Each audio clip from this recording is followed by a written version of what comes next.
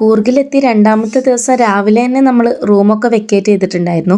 ഏകദേശം ഒരു 7:30 മണിയൊക്കെ ആയപ്പോഴത്തേക്ക് നമ്മൾ റൂമിൽ നിന്ന് ഇറങ്ങിയിട്ടുണ്ടായിരുന്നു. നല്ല വിശപ്പോടെയാണ് കേട്ടോ ഇറങ്ങിയത്.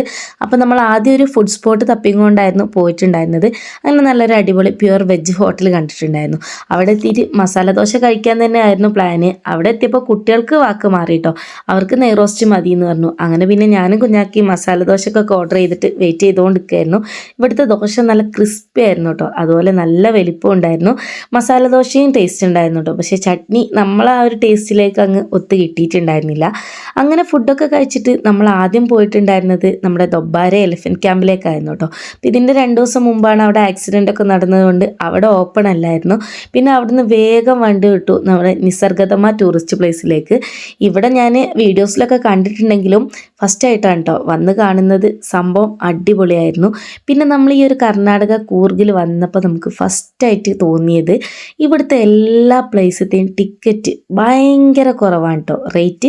അങ്ങനെ ഇത് അവിടുന്ന് ടിക്കറ്റൊക്കെ എടുത്തിട്ട് ഇത് നമ്മുടെ കാവേരി നദീൻ്റെ മേലക്കൂടുള്ളൊരു തൂക്കുപാലാണ് കേട്ടോ. ഇതിലൂടെ നടന്നിട്ട് വേണം നമ്മൾ ഇതിൻ്റെയൊക്കെ ഉള്ളിലേക്ക് പ്രവേശിക്കാൻ വേണ്ടിയിട്ട്.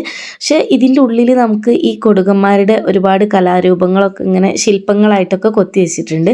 അങ്ങനെ പോകുന്ന വഴിക്ക് ഇതുപോലൊരു ആനിമൽസിൻ്റെ ഒരു ഷോ കണ്ടു കേട്ടോ. അവിടെ കുഞ്ഞാക്ക് ഇനൂസും കയറിയിട്ടുണ്ടായിരുന്നു. ജംഗിൾ സഫാരീൻ്റെ ഒരു ഡെമോ ആയിരുന്നു കേട്ടോ. ഞാനും ഇസും പിന്നെ ആദ്യമേ പറഞ്ഞിട്ടുണ്ടായിരുന്നു ഞങ്ങളില്ലാന്ന്. അവരിറങ്ങി വന്നപ്പോൾ ജസ്റ്റ് ഒന്ന് പേടിച്ചിട്ട് തന്നെ ആയിരുന്നു കേട്ടോ വന്നിട്ടുണ്ടായിരുന്നത്. പിന്നെ ഇതാ ഞാൻ പറഞ്ഞല്ലോ നേരത്തെ ഓരോ കലാരൂപങ്ങൾ നമ്മൾ നടന്നു പോകുന്നതിൻ്റെ ഉള്ളിൽ കൂടെ ഓരോ സ്ഥലത്തുണ്ട് കേട്ടോ.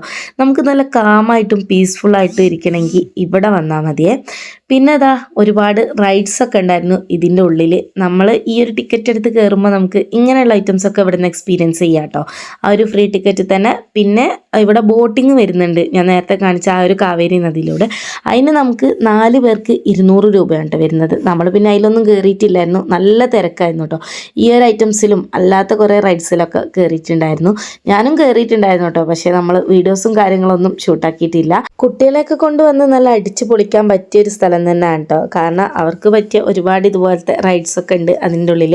ഇതൊന്നും അവിടുന്ന് വരുന്നേ ഇല്ലായിരുന്നു കേട്ടോ. പിന്നെ നമ്മൾ ടൈം ആയപ്പോൾ കൊണ്ടുവന്നതായിരുന്നേ.